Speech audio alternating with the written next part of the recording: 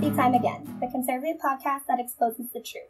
Dale, your host, is happy to have you listening to the show. He will have a new episode twice a month on Saturdays. There may be bonus shows if the news warrants for it. Thank you for listening to him talk about what he believes to particularly important issues facing America today. He will spend most of his time talking about topics that have at first blush have nothing to do with today's news. However, he hopes you agree where the topics are important to each day.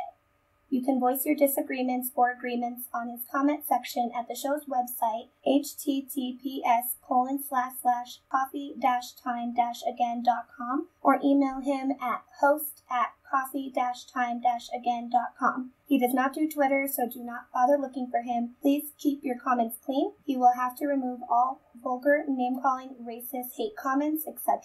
You can disagree with him without being disagreeable. He has his cup, get yours. Here we go into these journey.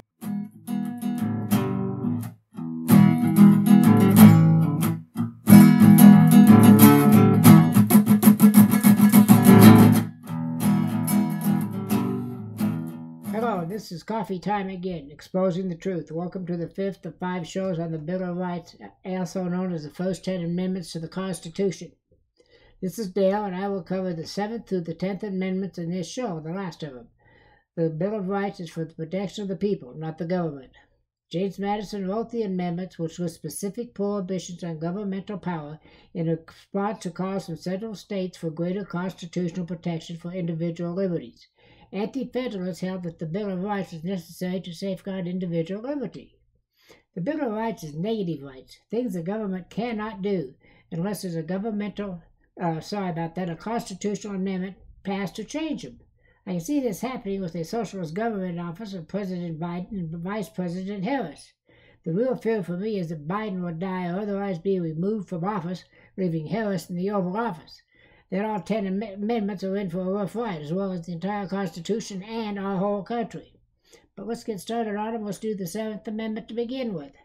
In suits at common law where the value in controversy shall exceed $20, about $300 in today's money, the right of trial by jury shall be reserved, and no fact tried by a jury shall otherwise be re-examined by any court of the United States than according to the rules of common law. Ever hear of Judge Judy? Well, this is what this one's about, civil suits. Depending on what state you are in, up to $10,000 can be brought to small claims court for judgment, which according to the 7th Amendment cannot be challenged in another court. I'm not sure how the cases on TV court shows work. However, I bet my last dollar the people sign away their rights to the 7th Amendment and other rights as well to make the TV judgment ruling binding on them. I've not seen where this is under direct attack except for the number of TV judge shows. I'm not sure if the left has anything to do with that or not. However, the left does control the media, and that includes TV shows. If we did not have the 7th Amendment, we could not sue for damages. And what would we be then? There would be no jury coming to a trial to find out if the defendant was guilty or innocent, and each state would set up their own court system. The justice system would then be flawed. Like it's not flawed or anything like that.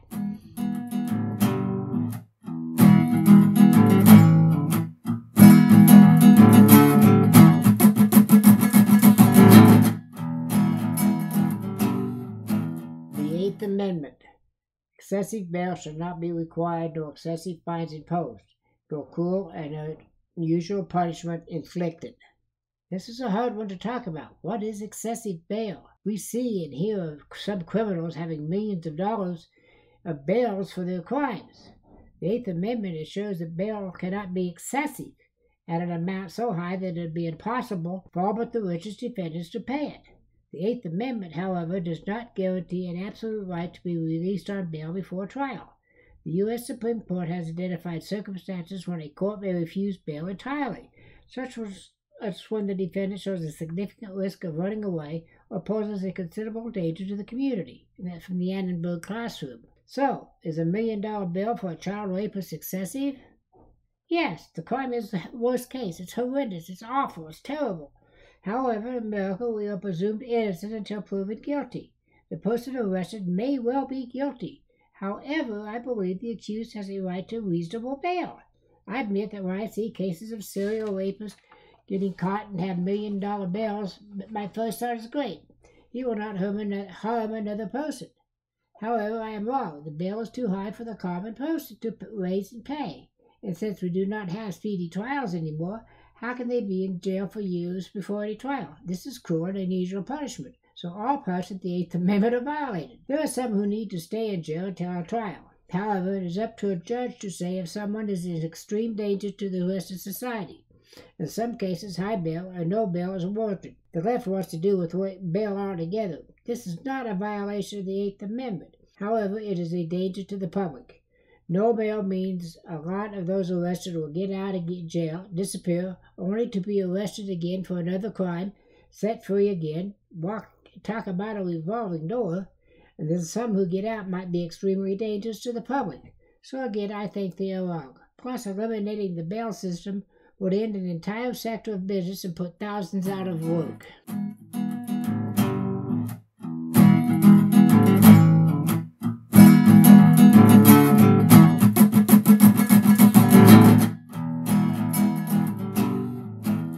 The Ninth Amendment. The enumeration in the Constitution of certain rights shall not be construed as to deny or disparage others retained by the people. Let me read this again. The enumeration in the Constitution of certain rights shall not be construed to deny or disparage others retained by the people. Important phrase. The Ninth Amendment that is often considered by the courts as denying any extension of governmental power due to the enumeration of rights in the Constitution. But the amendment has not been considered as an additional governmental power to its limits. The Ninth Amendment is under attack because it is so open to the limits of the Constitution. The left hates this amendment, so they use the courts to limit the use of it. The left hates the amendment for this reason. The Ninth Amendment was a part of the Bill of Rights that was added to the Constitution on December 15, 1791. It says, all the rights not listed in the Constitution belong to the people, not the government. Again, all the rights not listed in the Constitution belong to the people, not the government. In other words, the rights of the people are not limited to just the rights listed in the Constitution. Because the rights protected by the Ninth Amendment are not specified, they are referred to as unenumerated. The Supreme Court has found that unenumerated rights include such important rights as the right to travel, the right to vote, the right to keep personal matters private, and to make important decisions about one's health or body care. That's from the Annenberg Classroom.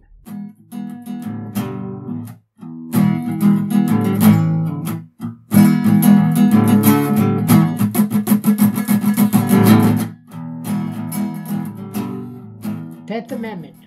The powers not delegated to the United States by the Constitution were prohibited by it to the states are reserved to the states respectively or to the people. This is by Justin D. Lowry, Georgia Conservative Weekly. I don't know when he wrote this. It wasn't listed. The purpose of the 10th Amendment is to define the establishment and division of power between the federal government and the state governments. This amendment also protects these powers from both entities. This amendment was used to define the federal taxing power, federal police power, and federal regulations. At one time it was read very simply. If it was not in the Constitution, the federal government could not pass it to the states. Through the years, the power of the federal government has expanded through the Supreme Court. This last one has been under attack since the 1800s. During the Civil War, President Lincoln tried to impose a graduated income tax to support the war effort. It was declared unconstitutional after the war was over. The reason was the 10th Amendment. The second most common reason the Supreme Court rules in favor of the government is the 10th Amendment. This is a clear violation of the amendment. The 10th is for the people or for the states' rights. Over the 2 centuries, the Bill of Rights has been used to expand the rights of the government, not the rights of the people. This is a clear violation, and it is totally wrong, and we need to fix it.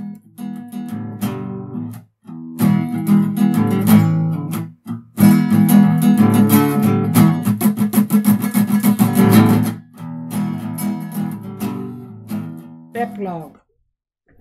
As we have seen over the past 5 podcasts, the Bill of Rights are under attack from the left. All of them. They are pushing for a socialist form of governance. The whole country is in grave danger from the left and the Democratic Socialist Party, or the Socialist Democratic Party, however you want to call it. It means the same thing. Socialism for America, which won't work. Having Muslims in the halls of Congress, we've been having this big about the so-called squad, but having them in the halls of Congress in and by itself is not wrong, and we should allow other faiths to be a part of running the country. However, when they are part of the left and try to destroy our beloved country, then they need to be voted out of office. Why don't we just vote all the liberals out of office and see what happens? And say this much, unless the Republicans make some major changes in their platform and actions, not much will get done. There is a particularly good reason I call them Democrat light. There's not much difference between the two anymore. The corruption, the policies, the laziness, not paying attention to the wants and needs of the country, only there for themselves, forgetting why they were elected in the first place. So that's what I believe. That's what I've been thinking about quite a bit. Also, want to bring up a side issue here.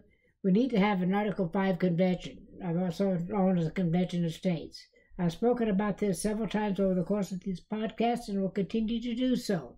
I'm an extraordinarily strong supporter of the idea of a Convention of States. You can get involved yourself here.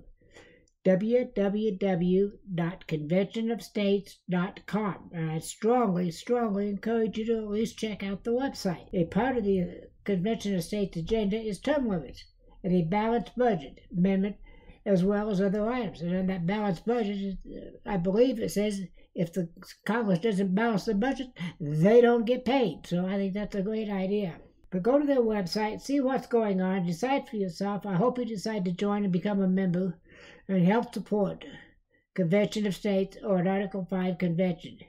Thanks for listening to the show. I hope you liked it. Please leave a comment at my website, https://coffee-time-again.com, or the show's website, https://coffee-time-again.lisbon. That's Lisbon is spelled LIBSYN.com/website. This has been Dale, your host. Please stay tuned for another show to be probably soon. And thanks again for listening. Hope you enjoyed it. Thank you for listening to his rants and raves. There are show notes and a place to comment at https://coffee-time-again.com. He hopes that you liked what you heard and will tell others about him.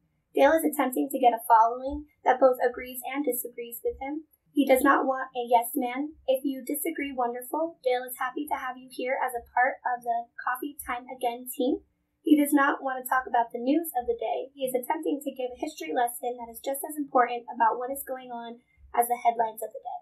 Please do not hesitate to contact him. Just remember that Dale wants a clean show, meaning no cussing, name-calling, yelling, or hate allowed. You can disagree with Dale and not be disagreeable about it. If you have an idea for a show, just send him an email at host@coffee-time-again.com or on the comments at the show's website at https://coffee-time-again.com.